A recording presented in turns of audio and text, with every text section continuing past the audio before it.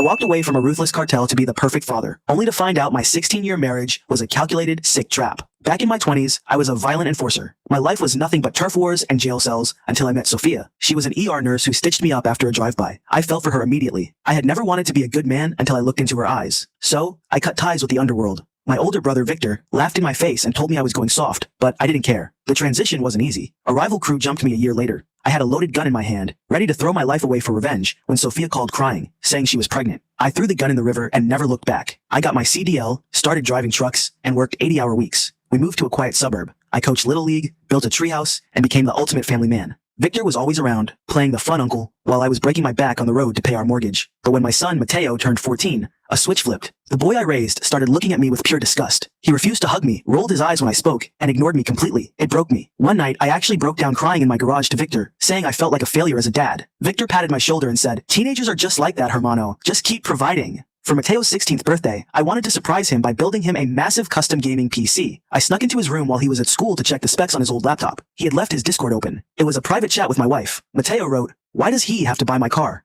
I want Victor to do it. He's my real dad. I'm sick of pretending with this fake." My blood ran cold. I scrolled down to see Sophia's reply.